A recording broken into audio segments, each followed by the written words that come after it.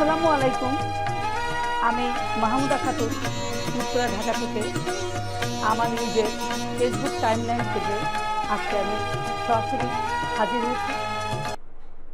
আমার শিক্ষার্থীরা, আমার প্রিয় শিক্ষকবৃন্দ এবং অভিভাবকবৃন্দ, দূরে এবং কাছে যে যেখানে বসে আমার এই লাইভ ক্লাসটি উপভোগ করছেন বা দেখছেন, তাদের সকলকে আমার আন্তরিক শুভেচ্ছা ও শুভকামনা। আসলে কি জানেন, আমি কিন্তু ইংরেজি বিষয়ের শিক্ষক না। আমি ইংরেজি ক্লাস নেই না অনলাইনে কোনো। আমি বিভিন্ন সময় দেখবেন যে ফেসবুক পেজে অনলাইনে গণিত, হিসাব বিজ্ঞান এই ক্লাসগুলো আমি নিয়ে থাকি। এছাড়া আমি আমার নিজস্ব ফেসবুক টাইমলাইনে ইচ্ছা করে যখন প্রয়োজন মনে করি যে আমার শিক্ষার্থীদের কিছু জিনিস সরাসরি দেশের এক প্রান্ত থেকে অন্য প্রান্তে পৌঁছে যাবে আমার কথাগুলো, এবং এই যে কথাগুলো তাদের বিশেষ কাজে লাগবে, সেমন সৃজনশীল ক্লাস নেই। মাঝে মধ্যে বাংলা ক্লাসও আমি নিয়েছি।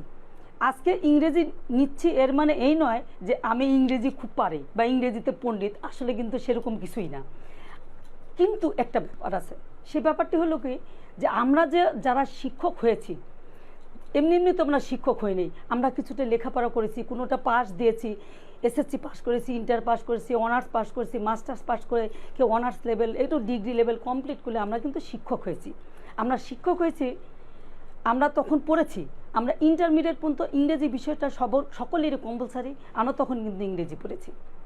আমরা শিক্ষক হয়েছি যে শুধুমাত্র বিষয় বিশেষজ্ঞ শিক্ষক সেটাই বেশি জানবেন, কিন্তু অন্য শিক্ষকরা অন্য ওই বিষয়ে জানবেনই না, এটা তো হয় না। মনে করেন আমি বাংলা শিক্ষক না, আমি তো গণিত করাই, অ্যাকাউন্টিং করাই, বাংলা শিক্ষক না, তার মানে এই না যে বাংলা আমি কিছুই জানব না। আমি ইসলাম ধর্মের শিক্ষক না, তার মানে এই নয় যে আমি ধর্ম বিষয়ে কিছুই জানি না। আমি বাংলা পড়েছি, আমি বিজ্ঞান পড়েছি, আমরা সব বিষয় পড়ে এত দূর পর্যন্ত এসে তবে শিক্ষক হয়েছি। শিক্ষক মানেই টক মিষ্টি ঝাল, শিক্ষক মানে একটা অ্যাক্ট্রেস, অভিনেত্রী। শিক্ষক মানেই স্টুডেন্টরা তাকে ফলো করবে, তাকে অনুসরণ করবে। শিক্ষককে মিথ্যা কথা বলা যাবে না, শিক্ষককে সবসময় সত্য কথা বলতে হবে।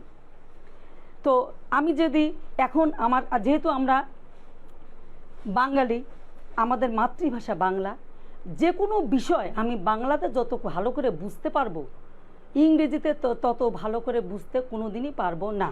বিশেষ করে দুর্বল শিক্ষার্থী তো পারবেই না। আমি এমন শিক্ষার্থী দেখেছি যারা কিনা বাংলা ভালো মতো রিডিং পড়তে পারে না, ইংরেজির তো প্রশ্নই আসে না। বাংলায় যদি ভালো করে একটা শিক্ষার্থী রিডিং পড়তে না পারে, তাহলে সে কী করে ইংরেজি রিডিং পড়বে? আরেকটি কথা, আমাদের দেশের বেশিরভাগই শিক্ষার্থীরা থাকে গ্রামে গঞ্জে, প্রত্যন্ত অঞ্চলে। সেখানে নাই ওয়াইফাই, নাই মোবাইল টাচফোন, নাই ডিশের লাইন, তারা এসব কিছু দেখতে পাচ্ছে না। তাদের ওইটুকুই স্কুলে যেগুলো শিখে আসে, স্কুলের টিচাররা যেগুলি শিখিয়ে দেন সেগুলি তারা শেখে। তাহলে আমাদের দেশের বেশিরভাগ, অর্থাৎ 50 থেকে 60% শিক্ষার্থীরা হয়তো ইংরেজিতে বুঝে, আর বেশিরভাগ শিক্ষার্থীরা ইংরেজি বোঝে না। তারা বাংলাই পারে না, তাহলে ইংরেজি বুঝবে কি? এই যে দুর্বল শিক্ষার্থীরা কেন ইংরেজি বোঝে না, কেন তারা ইংরেজি পারে না, তাদের ভিতটা কেন তৈরি হলো না, এই বিষয় সম্পর্কে আমি একটু বলার জন্য আমি আজ কোনো ক্লাসের স্পেসিফিক কোনো বিষয় অধ্যায় নিয়ে আলোচনা করব না, কোনো টপিক্সের গ্রামাটিক্যাল জিনিস নিয়ে আলোচনা করব না, কিন্তু অনেক বিষয় আছে যেগুলো নিয়ে আলোচনা করা, ঠিক সেগুলোই আলোচনা করব যেগুলো সকলকে জানা উচিত। একটা দশম শ্রেণীর শিক্ষার্থীকে সেদিন বললাম, বলো তো সেন্টেন্স কী? সে বলে কি ABC। আমাকে বললো ABC, তাহলে অবস্থাটা বুঝুন। আমি বলছি সেন্টেন্স কী? আচ্ছা বলো তো ওয়ার্ড কী? আর চুপ করে থাকলো, ম্যাডাম বুঝি না। তাহলে একটা শিক্ষার্থী ওয়ার্ড কী বলতে পারলো না, সেন্টেন্স কী বলতে পারলো না। শুধু এখানে নয়, অনেক জায়গায় কিন্তু আপনারা দেখবেন যে আমি কথাগুলো যে বলছি, এ কথাগুলো ঠিক কিনা, সেন্টেন্স কী, ওয়ার্ড কী, লেটার কী, সেগুলোই তারা সঠিকভাবে বলে না, অথচ 9, 10, 8 উঠে গেল। কীভাবে উঠে গেল? অর্থাৎ নিচে যে কোনো জিনিসের ভিত তৈরি করতে গেলে আমাদের নিচের ক্লাস থেকে একটা বাচ্চাকে তৈরি করতে হয়। অর্থাৎ 3 থেকে ধরেন 3, 4, 5, 6 এরকম, ও তখন থেকে যদি একটা বাচ্চাকে আমি ইংরেজিতে লেটার চেনাই, ইংরেজিতে ওয়ার্ড চেনাই, ইংরেজিতে সেন্টেন্স চেনাই, এর পরবর্তীতে ধাপে ধাপে ধাপে ধাপে যেগুলো আমাদের জানা দরকার সেগুলো চেনাতে থাকি এবং ভোকাবুলারি পড়াতে থাকি, তবেই তো বাচ্চাটি শিখবে। নাহলে কি করে বাচ্চাটি শিখবে? তারপরে কি করবে? রিডিং পড়া শিখবে। রিডিং পড়তে হলে যেমন বাংলায় যুক্তবর্ণ থাকে, ইংরেজিতে যুক্তবর্ণ নাই, কিন্তু উচ্চারণ ভেদে বিভিন্ন রকমের হয়। দেখা যাচ্ছে যে উচ্চারণ করতে হবে অনেস্ট, এখানে আছে হনেস্ট বলে ফেলে। এই যে এইচের উচ্চারণটা করে হানি মানে মধু, ওখানে হানি কিন্তু এইচের উচ্চারণই হচ্ছে। এইরকম ধরনের জিনিসগুলো ছোটোবেলা থেকে তারা যদি না শিখে আসে তাহলে বড় হয়ে কীভাবে শিখবে? যে কোনো জিনিসই ছোটোবেলার থেকে শেখাতে হবে। এছাড়া এখন যাদেরকে মেয়ে অনলাইনে ইংরেজি বিষয় ক্লাসগুলো দেখেছি, ওনারা খুব ভালোভাবে ক্লাস দেন এবং ক্লাস দেখে আমি ভালো লাগে। আসলে কি জানেন, আমরা কি শিক্ষকদের জন্য ক্লাস নেই? আমরা তো শিক্ষকদের জন্য ক্লাস নেই না, আমরা ক্লাস নেই শিক্ষার্থীদের জন্য। আমার পড়ানোর ধরনটা শিক্ষার্থী কতটুকু বুঝতে পারলো, আমার বাচ্চাগুলো কিভাবে বুঝতে পারলো, তারা কিভাবে নিল, সেটাই তো আমার ক্লাস। আমি আমার শিক্ষককে বোঝাবো, সেজন্য তো আমি ক্লাস দেবো না। কারণ প্রত্যেকটা শিক্ষক তো ক্লাস বুঝবেই। আমি ইংরেজিতে বললেও বুঝবে, বাংলাতে বললেও বুঝবে, কিন্তু ইংরেজিতে বললে একটা শিক্ষার্থী তো বুঝবে না। যেমন আমি যদি বলি, dear learners, how are you? I am fine, thank you. What happen? What are you? I am also fine. এইগুচ্ছ ধরনের কথা ধরেন আমরা যদি বলি, একটা 3 বা 2 এর বাচ্চাটা বুঝবে না, তাকে থাকবে।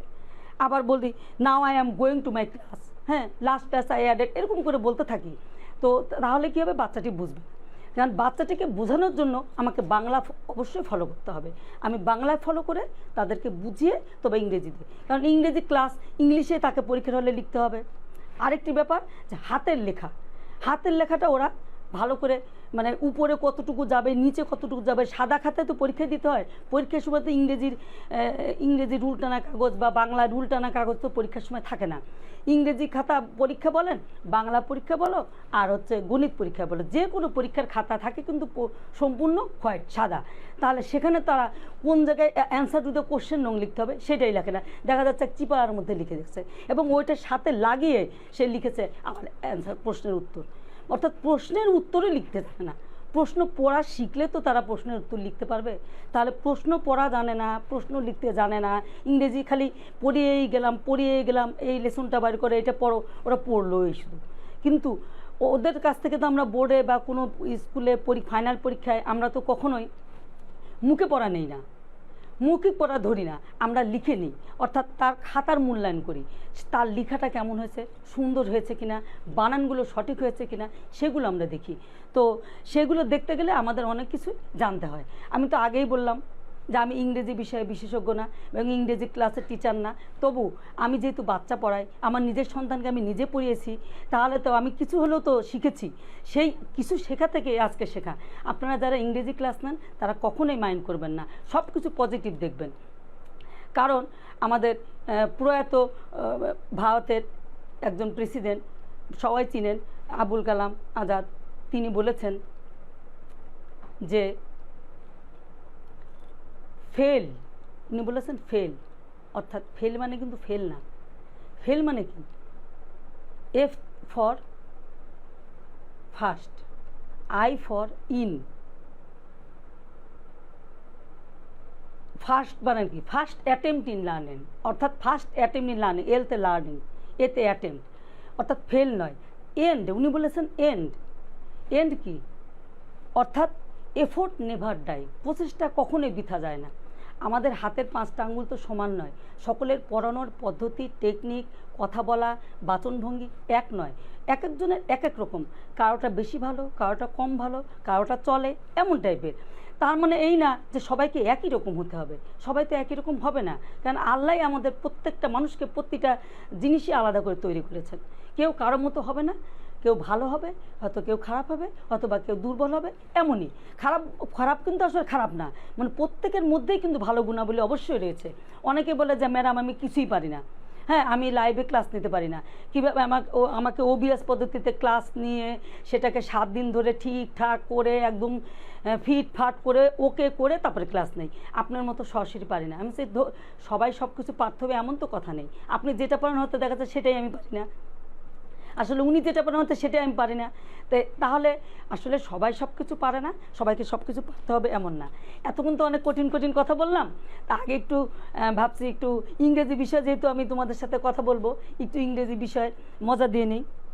যেমন দেখো, আমরা কিন্তু এ থেকে জেড পর্যন্ত আমাদের কয়টি লেটার? 26টি লেটার। আমরা সবাই জানি এটাকে বলে বর্ণ, অর্থাৎ ইংরেজিতে লেটার।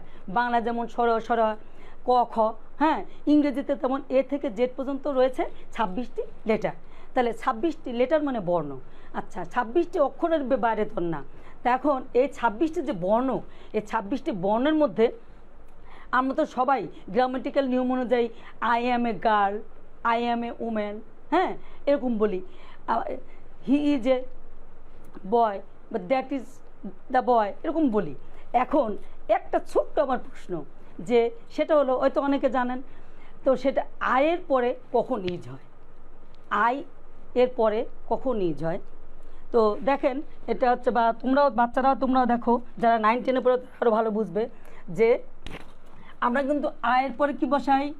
আই ওয়াজ বসাই, হ্যাঁ, আই অ্যাম বসাই, তারপরে আই হ্যাজ বসাই, তারপরে হ্যাভ দেই।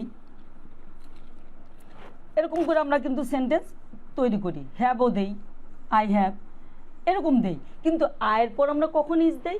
তখনই আমরা ইজ দেব যখন আই ইজ এ লেটার, অর্থাৎ আই একটি বর্ণ। আই ইজ এ লেটার বিষয়টা কিন্তু বেশ ইম্পর্টেন্ট এবং জানার।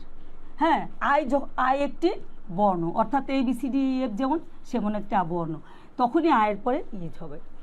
এবং আবার আমি ক্লাসে আবার এমনও কথা বলেছিলাম যে দেখো, যে এ থেকে জেড পর্যন্ত যে বললাম, এ থেকে জেড পর্যন্ত, এ টু জেড আমরা বলি, অর্থাৎ সম্পূর্ণ এ থেকে জেড, এই যে 26টি লেটার, এর মধ্যে এগুলো তো লেটার। এখন এই কয়টি লেটার মিলে বর্ণ হয়?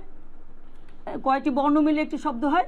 যেমন বয়, যখন আমরা লিখলাম, এ দেখো বয়, হ্যাঁ, বয়, এখানে একটি বি লেগেছে, একটি ও লেগেছে, একটি ওয়াই লেগেছে, তাহলে BOY দিয়ে বয় হয়েছে, BOY দিয়ে কী হলো?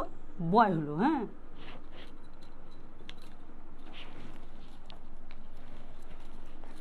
BOY দিয়ে বয় হলো, এটি বয় মানে বালক, এটি হলো ওয়ার্ড। তাহলে এইগুলো এ থেকে জেড পর্যন্ত এগুলো হলো কি? অনেক বাচ্চারা এই জিনিসগুলোই বোঝে না, বা কাউকে এটা 10ম শ্রেণীর শিক্ষার্থীকে জিজ্ঞেস করলে একটা বর্ণ কী বলো তো, ইংরেজির একটা বর্ণ বলো, ইংরেজির একটি বর্ণ কি? এটা বলতে পারে বর্ণ। তারপরে দেখো, তাহলে এ থেকে জেড পর্যন্ত এগুলো একটা লেটার, অর্থাৎ বর্ণ। তাহলে এই যে আমি বয় লিখলাম, হ্যাঁ, BOY, বয় মানে বালক। এখন একটা বালকই আগায় ফেলি, একটা বালকই আগায় ফেলি। হ্যাঁ, বালকটি মনে করো, একটা বালক আছে, সুন্দর, চশমা পরে, অনেক বেশি লেখাপড়া করো তো, এই জন্য চশমা পরলো, বালক একটা হয়ে গেল।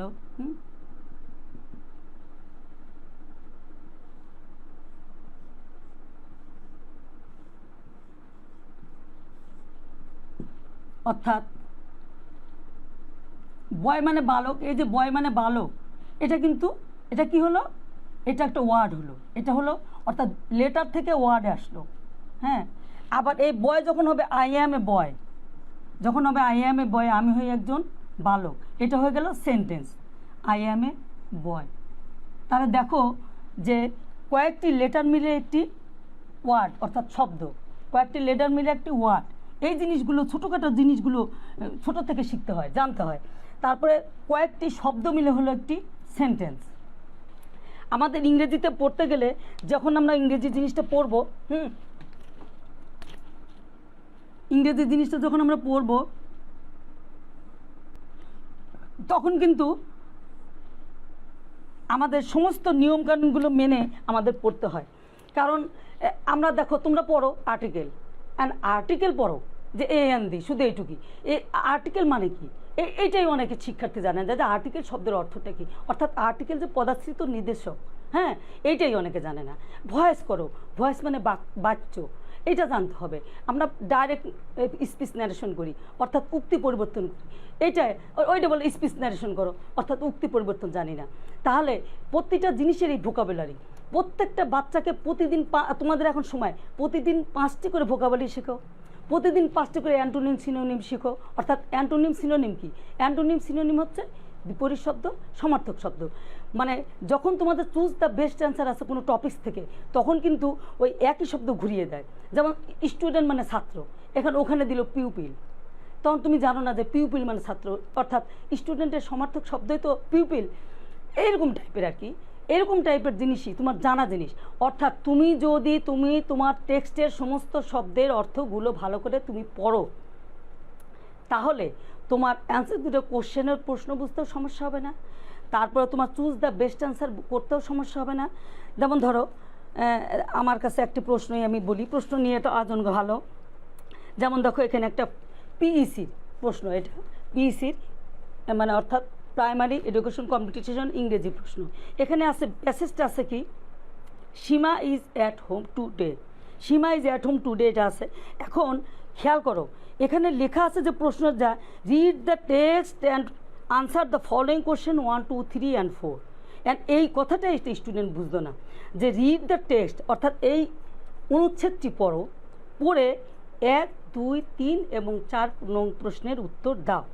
আবার উপরে লেখা আছে the figure in the right margin indicate full marks, অর্থাৎ এখানে দ্য ফিগার মানে তোমার ডান সাইডে প্রশ্নের পূর্ণমান জ্ঞাপক, অর্থাৎ তোমার কোনটার মার্কস কত, 5 না 6 না 8 না 10, তোমার কোনটার অ্যান্সার করলে কতটুকু নম্বর পাবে সেটা এটা দেওয়া আছে। এখন এইটা যদি একটা স্টুডেন্ট পড়তে না পারে, এটাকে বলা হয় সিন প্যাসেজ। সিন প্যাসেজটা এই মঞ্চে বোঝে না, সিন আর আনসিন কি, অর্থাৎ সিন মানে তোমার বোর্ড টেক্সটে যেটা বোর্ড বই রয়েছে সেটাকে বলে সিন।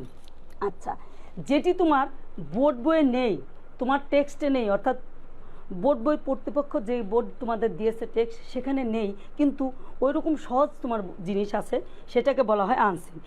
যেমন এখানে দিয়েছে যে read the text and answer the question 5, 6 and 8। Roni lives with his parents in beautiful house. দেখো তোমাদের কিন্তু পঞ্চম শ্রেণীর বইয়ে কিন্তু Saikat lives in Bogura apartment আছে, হ্যাঁ, সেখানে ওইটার সাথে মিল করে একটা টেক্সট তোমাকে দিয়েছে। তুমি পঞ্চম শ্রেণীর স্টুডেন্ট, তুমি এইগুলো রিডিং পড়তে পারবে বিধায় তোমাকে এইরকম শব্দগুলো দিয়েছে। এইগুলো পড়ে এখান থেকে তুমি তোমার মতো তুমি সত্য মিথ্যা পড়বে, এখান থেকে তুমি অ্যান্সার লিখবে, এখান থেকে তুমি ডাব্লিউএস কোশ্চেন বানাবে, যে বাংলাতে আমি তোমাদের বলেছিলাম এইরকম টাইপের। এখন একটা বাচ্চা এই প্যাসেজটা পড়ে 1, 2 কলাম আছে, ট্রু ফলস আছে, কলামের সাথে কলাম বি মিলানো, তারপর ট্রু ফলস, অ্যান্সার কীভাবে করবে, অ্যান্সার মানে প্রশ্ন যদি না বোঝে অ্যান্সার কীভাবে বুঝবে। হোয়ার ইজ সীমা টুডে, সীমা আজ কোথায়, তাহলে এই যে এইটা হোয়ার মানে কোথায়, ইজ, সীমা, টুডে, এগুলো যদি না বোঝে, টুডে মানে আজ, সীমা কোথায় আজ, সীমা কোথায় আজকে কোথায়, অর্থাৎ সে স্কুলে যায়নি, সে বাড়িতে, তাহলে এখানে লেখা সীমা ইজ অ্যাট হোম টুডে। এই প্রশ্নের উত্তরটা এই যে এইটুকু, ওইটার প্রশ্নের উত্তর যে এইটুকু, এইটা স্টুডেন্ট যদি না বুঝে, এটা তো স্টুডেন্টকে বুঝে পড়তে হবে। এই জন্যই ছোটোবেলা থেকে বাচ্চাদেরকে, অভিভাবকদের উদ্দেশ্যে বলছি, আপনারা যে মনে করেন যে আমার বাচ্চা বড় হোক, বড় স্যার ম্যাডামের কাছে দেবো, ভালো স্যার ম্যাডামের কাছে দেবো, এই ধারণাটা আপনাদের একদম ভুল। কারণ আপনি যখন কোনো বাড়ি ঘর বা কোনো কিছু তৈরি করেন, তখন কি আপনি উপরে শক্তিশালী করেন? উপরে শক্তিশালীগুলো তো ভেঙে তৈরি চুরমার হয়ে যাবে, নিচের ভিত তখন গাঁথনি দিতে হয় ভালো। আমি 6 তলা বিল্ডিং করব, আমি 8 তলা বিল্ডিং করব, আমার তলা যদি মজবুত শক্ত না হয় তাহলে তো ভেঙে যাবে। তাহলে ছোটোবেলা থেকে একটা বাচ্চাকে ভালোভাবে তৈরি করে ছেড়ে দিলে, সে বাচ্চা যখন 6, 7, 8 উঠে যাবে, তখন ওই বাচ্চা ছোটোখাটো ইংরেজি রিডিং পড়তে কোনো সমস্যা না, ছোটোখাটো কোনো বাংলা রিডিং কোনো সমস্যা হবে না।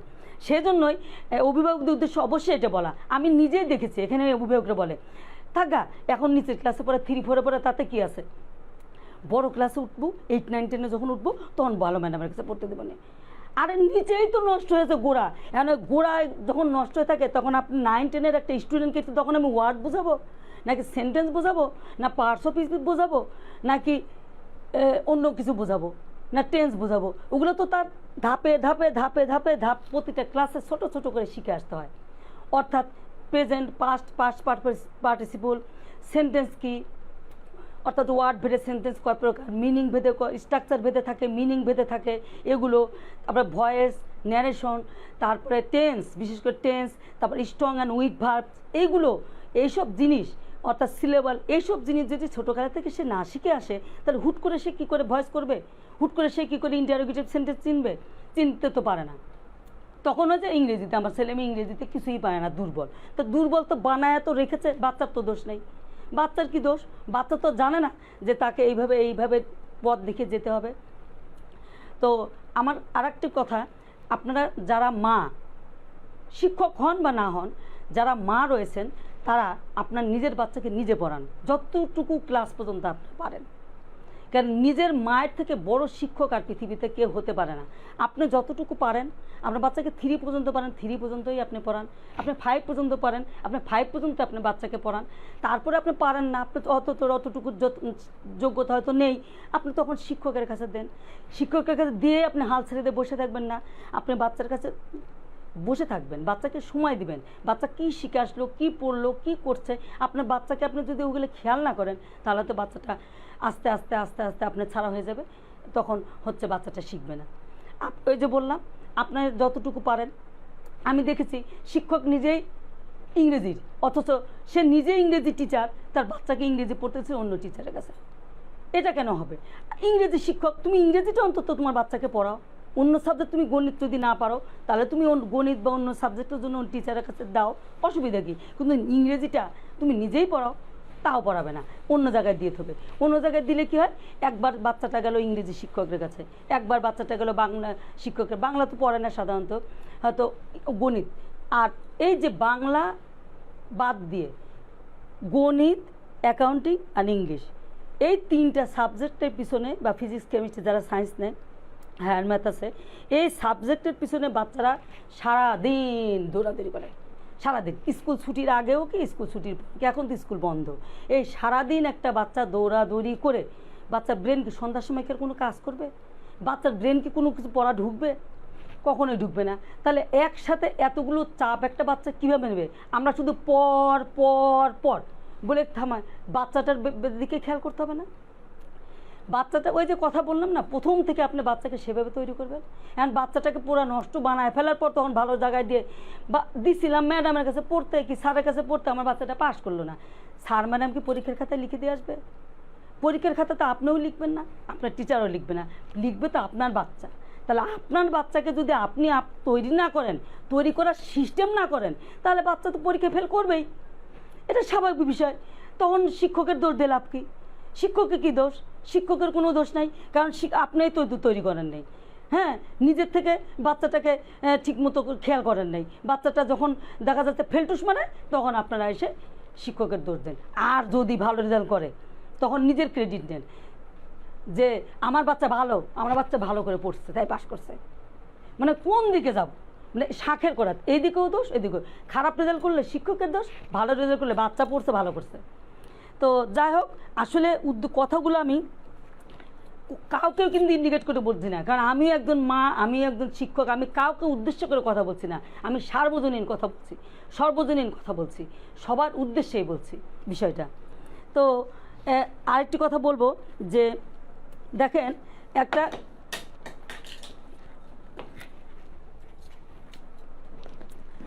যেমন যদি বলে, hi learners, how are you? I am fine, thank you. What's about you? I hope that you are also fine, Almighty of Allah. Now I am reading my text. এরকম করে যদি আমি বলতে থাকি, এটা বলাতে দোষ তা বলছি না, তাহলে ছোট ছোট বাচ্চারা তো বুঝবে না, ওই গ্রামের বাচ্চা তো বুঝবে না, প্রাইমারি বাচ্চারা তো বুঝবে না। এগুলো বুঝবে কি নবম দশম শ্রেণীর যারা এ লেভেল, ও লেভেল এবং ভালো জায়গায় যারা পড়াশোনা করছে তারা বুঝবে, ছোট ছোট বাচ্চাগুলো তো এগুলো বুঝবে না। তাহলে আমরা কি চাই? আমরা চাই সব বাচ্চা বুঝুক। আমরা যখন নিচের ক্লাসে ক্লাস নেব তখন তাদের মতো করে বোঝানোর জন্য ক্লাস নেব, সেই বাচ্চাটা যেন বুঝে। আমরা যখন বড় ক্লাসে ক্লাস নেব, আমি তো ইন্টারে ক্লাস নেব, তখন আমি সব ইংলিশে বললেও সমস্যা নেই। তো সেই রকম বাচ্চা লেভেল, কোয়ালিটি লেভেল বুঝে ক্লাস নিলে আমার কাছে মনে হয় যেটা বেটার। এখন এটা নিয়ে কারো হয়তো মনে ক্ষোভ বা ঘৃণা থাকার কথা না। ওই যে আগেই বললাম, সব কিছু পজিটিভলি নিতে হবে, কারণ আমি তো কারো শত্রু না, আমি সবারই ভালো চাই। আমার দেশের শিক্ষার্থীরা যেমন করোনা ভাইরাসের কারণে অনেক দিন বন্ধ পড়ার কারণে অনেকের বিয়ে হয়ে যাচ্ছে, অনেকে বিভিন্ন কর্মে লেগে গিয়েছে, অনেকে পুরা স্কুল খুললে সবাই শিক্ষার্থীরা স্কুলে ফিরবে কি না, এই যে একটা মানসিক না, এটাও কিন্তু কনফার্ম না। যারা এরকম বিপথে চলে গিয়েছে বিভিন্ন কারণে, উপার্জনের কারণে হোক, অন্যান্য কারণে হোক, আর্থিক সংকটনে হোক, যারা এরকম ঝরে পড়েছে তারা আবার পুনরায় ফিরে আসবে কি না, অর্ধেক শিক্ষার্থী থাকবে কি না, কত কঠিন একটা ব্যাপার। দেখা যাচ্ছে যাদের অবস্থা একটু ভালো বা যাদের আল্লাহর রহমতে যারা সমস্যা নেই তারা হয়তো বা ফিরে আসবে। তাহলে শুধুমাত্র আমি কি তাদের শিক্ষক হইব, শুধুমাত্র যারা ভালো স্টুডেন্ট তাদের শিক্ষক হব? না, একটা বাচ্চা যে একদম জিরো, তাকে জিরো থেকে ট্রেনে যদি আমি উঠাতে পারি তবেই না আমি শিক্ষক। আমি একটা বাচ্চা কিছুই পারে না, তাকে আমি শিখিয়ে পড়িয়ে যদি নিতে পারি তবেই আমি শিক্ষক। আমার বাচ্চাটি ভালো করলো। যে বাচ্চা পাশ করার মতো না তাকে পাশ করানোর চেষ্টা করতে হবে, তাকে দিয়ে তো আমি এই প্লাসের আশা করব না। যে বাচ্চাটি আমার মিডিয়াম তাকে দিয়ে আমি ভালো পয়েন্টের আশা করতে পারি যে এই বাচ্চাটা এই পর্যায়ে যেতে পারে। যে বাচ্চাটি সব ভালো বোঝে সেই বাচ্চাটি আমি এই প্লাসের আশা করতে পারি। কারণ এ প্লাসে তো জীবনের সব কিছু নয়, জীবনের সব কিছু এ প্লাস দিয়ে মাপা যাবে না, জিপিএ 5ই সব নয়। সফলতা মানুষের কিভাবে কখন কেমন করে আসে কেউ বলতে পারে না। দেখা যাচ্ছে পিছনের বেঞ্চে বসা 12, 13, 15 রোল একটা স্টুডেন্ট সে জীবনে অনেক সফলতা অর্জন করেছে, অথচ যে প্রতি বছরই প্রথম হতো ফার্স্ট সেকেন্ড বয় সে কিছুই করতে পারে না জীবনে, তাহলে সেই ফার্স্ট সেকেন্ড হয়ে কী লাভ হলো? তো সে কথাই আমি বলছি যে আপনারা সবাই আপনাদের বাচ্চাদের প্রতি যত্ন নেবেন। আপনারা বাচ্চাকে যদি টেক কেয়ার ভালো করে করেন তাহলে বাচ্চারা ভালো হবে। শিক্ষকরা তো যতটুকু টেক কেয়ার করেনি, সব শিক্ষক এক নয়, সব অভিভাবকও এক নয়, সব শিক্ষার্থীও একরকম না। বাচ্চাকে খেলতে দিবেন, বাচ্চাকে পড়ার সময় পড়তে দিবেন, যখন যেটা করার দরকার সেটা করাবেন। সবসময় বাচ্চাকে যদি বই নিয়ে বসে থাকতে বলেন বাচ্চাতে পড়াতে মন বসবেই না, বরং পড়ার প্রতি ঘৃণা জন্মে যাবে। তখন আপনি আর বড় হলে কিছুই করতে পারবেন না। ছোটোবেলায় আপনার যে শাসনে চলতো বড় হলে সেই শাসন আর কাজে লাগবে না। আচ্ছা, এখন আমি একটি মজার কৌতুক বলি। এটাও কিন্তু কারো উদ্দেশ্য না, কৌতুক কিন্তু কারো উদ্দেশ্য না, কৌতুক তো কৌতুক মজা দেওয়ার জন্য। কারণ অনেক সময় গণিত ক্লাসে তো আমি মজা দিতে পারি না, কৌতুক বলতে পারি না। তো সবাই বলে কি ম্যাডাম কি কাঠখোট্টা ম্যাডাম, ম্যাডাম গণিত খালি গণিত করে, ম্যাডাম একটু মজা দেয় না। মাঝে মাঝে দেওয়ার অবশ্য চেষ্টা করি। তো আজকে তো আমার নিজের ফ্রি স্টাইলের ক্লাস, এটা কোনো অনলাইন পেজের ক্লাস না, আমার নিজের ফেসবুকের ক্লাস। একবার হলো কি একটা ইংরেজি শিক্ষক, একটা ইংরেজি শিক্ষক স্কুলে জয়েন করেছেন। তো স্কুলে জয়েন করে উনি বসে আছেন, উনি নতুন শিক্ষক যেহেতু ওনার রুটিন এখনও ঠিক হয়নি, বসে আছেন। আমরা তো সকল শিক্ষকই জানি, প্রক্সি জানি, কোনো শিক্ষক অনুপস্থিত থাকলে বা কোনো কাজে বাইরে গেলে একদম প্রক্সি নিতে আমাদের যেতেই হয়। দেখা যায় কখনো বাংলার প্রক্সি নিতে হয়, কখনো ধর্মের প্রক্সি নিতে হয়, বিভিন্ন নিতে হয়। তো উনি ইংরেজি শিক্ষক এবং ইংরেজি টিচার, সেদিন একজন অ্যাবসেন্ট ছিলেন। তো নবম দশম শ্রেণী ক্লাসে উনি হচ্ছেন হেড স্যার তখন বললেন যে আপনি আজকে প্রথম জয়েন করেছেন, তো আপনার রুটিনটা তৈরি করব, তো আপনি নবম শ্রেণীতে আজকে টিচার আসেননি, আপনি একটু ইংরেজি ক্লাসে যান। আজকে প্রথম দিন আপনার যেখানে আমরা পাঠাবো 2-1টা ক্লাস আপনি নেবেন। সভাপতি উনি গেলেন ইংলিশ নবমের ক্লাসে গেলেন। যে উনি প্রথম দিন আগে টিচার কি পড়িয়েছেন না পড়েছেন সেটা তো উনি জানেন না। তো উনি একটা পৃষ্ঠা বের করে উনি বললেন যে তোমরা রিডিং পড়ো। 2-1টা বাচ্চাকে রিডিং পড়ালেন। তো রিডিং পড়তে গিয়ে বাচ্চারা কি করলো, রিডিং পড়তে গিয়ে একটা বাচ্চা বলছে,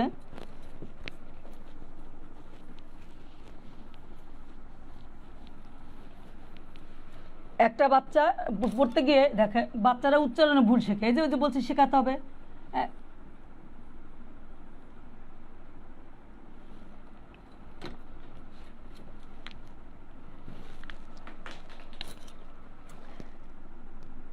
নেচার, নেচারকে সে যেটা বলল নাটুরে,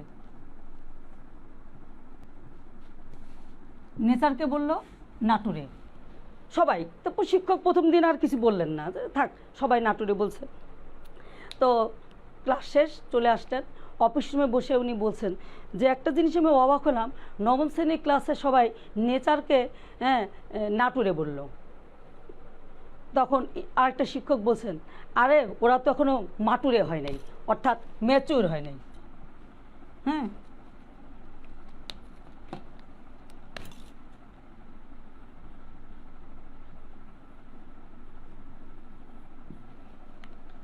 একটা কলমেও কালি নেই,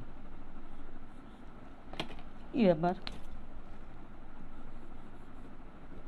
বলছে, তখন বলছে যে কি বললেন আপনি, মানে এটা হলো মাটুরে, অর্থাৎ ম্যাচিউরকে বললেন মাটুরে। তো বলছে যে স্যার আপনি তো ইংরেজি শিক্ষক, আপনি ম্যাচিউরকে আপনিও মাটুরে বললেন, এটা এটা কেমন কথা। তখন উনি আবার গেলেন কি করতে, হেড স্যারের কাছে গেলেন। হেড স্যারের কাছে গিয়ে বললেন স্যার আপনি তো বললেন আপনাদের স্কুলের পারফরমেন্স খুব ভালো, ছেলেমেয়েরা অনেক ভালো পড়া পারে, তো আমি ক্লাসে গিয়ে দেখলাম এই কাহিনী, নেচারকে বলছে নাটুরে, তারপরে ম্যাচুরকে বলছে মাটুরে। তখন স্যার বলছেন যে আরে এখানকার কালটুরেটাই এরকম, বুঝছে, মানে কালচার। হেড স্যার কথা বলছে যে কালটুরে, কালটুরে, CULTURE। হ্যাঁ, কলমে কালি নেই কেন, এটাতে আছে। বলছে এখানকার কালটুরেটাই এমন। হ্যাঁ, কালটুরে শিক্ষক, নতুন শিক্ষক, উনি তো ভালো ইংরেজিতে ভালো উনি পারেন। হ্যাঁ, উনার মাথা গেল গরম হয়ে, কী ব্যাপার, হেড স্যারও বলছে কালচারকে কালটুরে। এখন ওনার একটু মাথাটা মানে ঝিমঝিম শুরু হয়ে গেল যে ঘটনাটা কি। পরে লাস্ট ভাবলো যে স্কুলে তো আর চাকরি করা যাবে না, শেষ দেখাটা আমি ডাইরেক্টরের সাথে করেই যাই। তারপর ডাইরেক্টরের কাছে গেলেন, যে বলছেন স্যার আমি এখানে আর চাকরি করবো না, প্রথম দিন জয়েন করে আমার ভালো লাগেনি, তো আমি এখানে আর চাকরি করবো না। তো বলছে কেন কেন কী হয়েছে, কেন আপনি চাকরি করবেন, আপনি এত একজন ভালো শিক্ষক, আপনাকে এত সুন্দর বুঝে শুনে আমরা নিয়োগ দিলাম, আপনি চাকরি করবেন না, এটা তো হয় না। তখন বললেন যে আমি নবম শ্রেণীর ক্লাসে গেলাম, তারা হচ্ছে নেচারকে উচ্চারণ করে নাটুরে। তারপরে শিক্ষককে আমি বললাম ম্যাচুর, উনি বললেন মাটুরে। তারপরে হেড স্যার বলছেন কালচার, উনি বলছেন কাটুরে। তখন উনি আবার বললেন এখানকার ফুটুরের এটাই এমন। হ্যাঁ, এখানকার ফুটুরের এটাই এমন, অর্থাৎ কি ফিউচার, FUTUR, ফিউচার মানে ফুটুরে। এটা আসলে মজা দেওয়ার জন্য, এটা আমি ফেসবুকে পোস্ট দিয়েছিলাম যে এখানকার ফুটুরেটাই এমন। আসলে ব্যাপারটা কি, যে আসলে এটা কৌতুক, তো এটা কৌতুকের মতো ধরলেই বেটার। তো আমরা ছোটোবেলার থেকেই যেমন বাচ্চারা বিকে ডি লেখে, সব বাচ্চারাই দেখি বিকে মানে উল্টা বি বানায় ডি বানায় বি, অর্থাৎ লিখতে গিয়ে বয়কে ডয় লিখে রাখে, DOY ডয়, মানে বিকে ডি ছোটোবেলার থেকে শিখেছে। তাহলে এরকম, আর লেখে উল্টা দিক থেকে, খাতার এদিক থেকে না লেখে ওই দিক থেকে লেখে, আবার এক পৃষ্ঠা বাদ দিয়ে লেখে। খাতায় কিভাবে লিখতে হয় সেটাও অনেক সময় দেখা যায় জানে না। তো এইটা তো গেল আমাদের এই বিষয়। এখন খেয়াল করো যে আমি তো কৌতুকও বললাম, আবার ইংরেজি বিষয় সম্পর্কে কিছু বললাম, যে আমাদেরকে কি করতে হবে, প্রথমে আমাদের বিষয় বুঝতে হবে, বিষয়টা বুঝে প্রশ্ন বোঝা শিখাইতে হবে, বাচ্চাকে প্রশ্ন বোঝা শিখাইতে হবে, প্রশ্ন বুঝে কি করে অ্যান্সার লিখতে হয় সেটা শেখাতে হবে। হ্যাঁ, ট্রু ফলস লিখতে হলে কিভাবে লিখতে হবে, বা এখানে অর্থ শিখে কীভাবে করতে হবে। তারপরে থাকে যে WH কোশ্চেন কীভাবে কেমন করে তৈরি করতে হবে, মানে কোন জিনিসের নিচে দাগ দেওয়া থাকলে ওইটা বাদ দিয়ে WH কোশ্চেন করতে হবে। এটা গেল 5-এর একটা। আমি ক্লাস শেষ করব, তার আগে অষ্টম শ্রেণীর একটি ক্লাসে দেখি, সব প্রশ্ন মনে হয় নাই। দেখো অষ্টম শ্রেণীর ক্লাসের একটা প্রশ্ন, মানে অষ্টমের ইংরেজিটা একসাথে করে দিয়ে একটা বেশ ভেজালি হয়েছে, কারণ ওটা নবম শ্রেণীতে গিয়ে মানে একটা হেজিটেশনে পড়বে। অর্থাৎ নবম দশম শ্রেণীতে 100, 100, 200 মার্ক, আর অষ্টম শ্রেণীতে 100-র মধ্যেই সব ঢুকানো। অর্থাৎ মাত্র মানে 4টি পার্ট করেছে, 4টি পার্টের মধ্যে এই এ পার্টে শুধুমাত্র টেক্সটের জিনিস, বি পার্টে আনসিন, জীবনানন্দ দাশ ওখানে আনসিন আছে, এরপরে বি পার্টে থাকলো। সি পার্টে আবার এখানে দিয়েছে ইংরেজি সেকেন্ড পেপার, আর ডি পার্ট দিয়েছে ফার্স্ট পেপার সেকেন্ড পেপার মিলেই, এবং ডায়ালগ আছে, তারপরে যে কী আছে ডায়ালগ, তারপরে আছে তোমার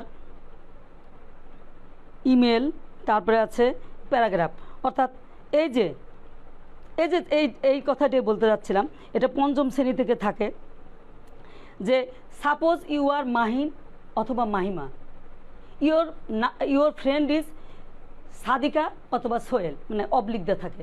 নাও write a letter to your friend about historical places বলো, অথবা হাউ টু লার্ন ইংলিশ বা how done well in the English, এরকম যাই কিছু থাকুক না কেন, ইম্পর্টেন্স অফ লার্নিং ইংলিশ এরকম হয়তো থাকতে পারে, থাকুক না কেন। এখন এই যে বাচ্চাটা সাপোজ মানে কি, ধরো হ্যাঁ তুমি কে, তুমি হচ্ছে মিশু বা মিশা, হ্যাঁ তুমি তো তোমার কাছে চিঠি লিখবা না, তুমি তো লিখবা তোমার ফ্রেন্ডের কাছে, ফ্রেন্ডের নামে ফ্রেন্ড। এখন যদি তুমি এই জিনিসটা না বুঝে তুমি তোমার কাছে চিঠি লেখো আর শেষের নিচে তোমার ফ্রেন্ডের নাম দাও, তাহলে কি হলো, ওইখানে ওখানকার মার্কস আর এখানে মার্ক কাটা গেল না। তাহলে তোমাকে এই জিনিসটাও কিন্তু বোঝা। আবার ইমেলটাও কিন্তু অনেকে লিখতে জানে না। তোমরা ফেসবুক ইউজ করো, দেখো ফেসবুক কিন্তু ইমেল আইডি থাকে, দেখবা বক্স আসে ছোটো হাতের অক্ষরটা gmail.com কীভাবে লিখতে হয়, কীভাবে সেন্ড থাকে, টাইম থাকে, ওগুলো ওখানেই কিন্তু আসে ইমেল। অথচ তোমরা পরীক্ষার খাতায় ইমেল লিখতে পারো না। তাহলে তোমাদের এগুলো হেলামি না? এগুলো হেলামি কেন? এগুলো তো তোমরা জানোই, যারা এগুলো ইউজ করতেছো। এই ইমেলটা তখন ইমেলের প্রথম অংশটুকুই লিখতে পারে না। ইমেল তো ছোটো হবে, বিশেষ ক্ষেত্রে কিছুটা বড় হয়, যতটুকু ছোট করা যায়। তারপরে প্যারাগ্রাফ লিখতে গিয়ে যদি এখন তুমি একটা প্যারাগ্রাফ 2টা পৃষ্ঠা হয়তো লিখতে গিয়ে তুমি এই পৃষ্ঠার 10টা বানান ভুল, এই পৃষ্ঠার 10টা বানান ভুল করে বসে থাকলে তাহলে কি তোমার হবে? তোমার তো নাম্বারই আসবে না। আমি সব লিখেছি, নাম্বার দেয় না স্যার। কিন্তু তুমি 5টি লাইন লেখো, সঠিক লেখো, যা পড়বে সঠিক পড়বে, কোনোটায় বেঠিক পড়বে না। অর্থাৎ তুমি অল্প অল্প করে শেখো, তোমাকে একবারে এক গাদা খেতে বলা হয় নাই। সব কিছুই তোমাদের জন্য, তোমরা সব বিষয় পড়বে। ইংরেজি শুধু ইংরেজি 1-2টা পার্টের জন্যই।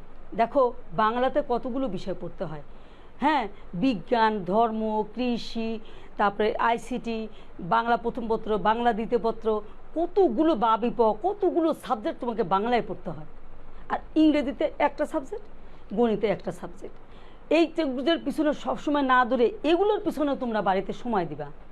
সেই জন্য বলছি যে ক্লাসটা আমার যদিও বিশেষ ইংরেজি বলেছি, যে ইংরেজি বলেছিলাম এই কারণে যে যারা দুর্বল শিক্ষার্থী তারা, তোমরা কি করবা, ফার্স্ট তোমরা ভোকাবুলারি শিখো, শব্দের অর্থ প্রথম থেকে শিখো।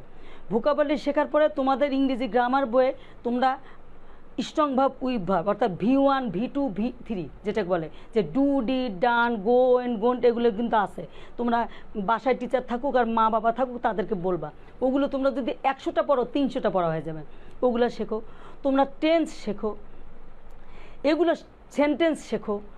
এইসব জিনিস, ছোটোখাটো জিনিস তোমরা শিখতে থাকো, শিখতে তোমরা একসময় শিখে যাবে। আর এই যে এইগুলো রিডিং পড়া শেখো, হ্যাঁ, তোমার বোর্ড বই তুমি রিডিং পড়া শেখো। তোমার বই দেখে যদি তুমি রিডিং পড়তে না পারো তাহলে তুমি প্রশ্ন কী করে বুঝবে? পরীক্ষার খাতায় তুমি কি লিখবে? অন্যটা দেখে তুমি যতই এই ক্লাস ওই ক্লাস উঠে যাও না কেন, তুমি তো এক জায়গায় ঠেকেই যাবে। তাই আমি বলছি যে ইংরেজি ক্লাসে আমি তোমাদের এই জন্য বিশেষ ক্লাস, অর্থাৎ আসলে ইংরেজি টপিক গেলাম না, কোনো গ্রামাটিক্যাল জিনিসও বোঝালাম না, আর্টিকেল বোঝালাম না, প্রিপোজিশন বোঝালাম না, তারপরে কমপ্লিট দ্য সেন্টেন্স বোঝালাম না, ট্যাগ কোশ্চেন বোঝালাম না, ডাইরেক্ট ন্যারেশন, ইনডাইরেক্ট ন্যারেশন বোঝালাম না, ট্রু ফলস বুঝালাম না, কিছুই বুঝালাম না। কিন্তু আমি প্রশ্ন বুঝালাম, যে হচ্ছে এই প্রশ্নটা তোমাদের সামনে থাকবে, তোমাদের এই প্রশ্নটায় তোমাদের খাদ্য, এই খাদ্যটা কিভাবে খেতে হবে সেটা তোমাদেরকে শিখতে হবে। কীভাবে কলামের অ্যান্সার লিখতে হবে, কীভাবে শূন্যস্থান পূরণ লিখতে হবে, হ্যাঁ, কীভাবে তোমাদের খাতায় লেখার সময় স্পেস রেখে রেখে লিখতে হবে, একটার সাথে একটা কাঁথা স্টিচ না লাগিয়ে লিখতে হবে, এইগুলো তোমাদের শিখতে হবে। প্রতিটা প্যাসেজ বাংলা অর্থসহ ভালো করে পড়বে, আনসিন প্যাসেজগুলো বাংলা অর্থসহ ভালো করে পড়বে। যদি তুমি বাংলা অর্থসহ ভালো করে পড়ো, দেখবে প্রত্যেকটা প্রশ্নের উত্তর তুমি একাই পেরে যাচ্ছ, তখন তোমার আর শিক্ষক দরকার নেই। এই নিয়মগুলো জানানোর জন্য আজকে আমি তোমাদের ক্লাসগুলো নিলাম। আগামীতে যদি সময় হয় তাহলে হয়তো কোনো বিশেষ প্রশ্ন নিয়ে পুরা করানোর চেষ্টা করব। হ্যাঁ, এখন তো যেহেতু ফাইনাল পরীক্ষা নাই বা কিছু হবে কি না কতটুকু কোনো নিয়মকানুন নাই, সেই জন্য আমি স্পেসিফিক কোনো প্রশ্ন নিয়ে বোঝালাম না, খালি ধারণাটা জাস্ট দিলাম যে তোমরা কীভাবে এগিয়ে যাবে ইংরেজিতে ভালো করার জন্য তোমাদের এই পদ্ধতিগুলো অবলম্বন করতে হবে। এই জিনিসগুলো তোমাদের অবলম্বন করতে হবে। তাহলে তোমরা এভাবে চেষ্টা করো, ইংরেজি রিডিং পড়ো, শব্দের অর্থ পড়ো, সব কিছু জানো, গ্রামারের এসব ছোটোখাটো জিনিস জানো, জেনে তোমরা এগিয়ে যাও। এখনই অবসর, এই সময় যদি তোমরা এইভাবে চালাও তাহলে তোমাদের অবশ্যই ভালো হবে। আশা করি তোমরা আমার এই ক্লাসটুকু দেখে যতটুকু একটু যদি উপকৃত হও তাতেই আমি খুশি। আর কিছু আমার চাওয়ারও নেই তোমাদের কাছে। তোমরা ভালো থাকো, সুস্থ থাকো। আগামীতে যদি আবার দেখা হয় তাহলে ইনশাল্লাহ এ পর্যন্ত।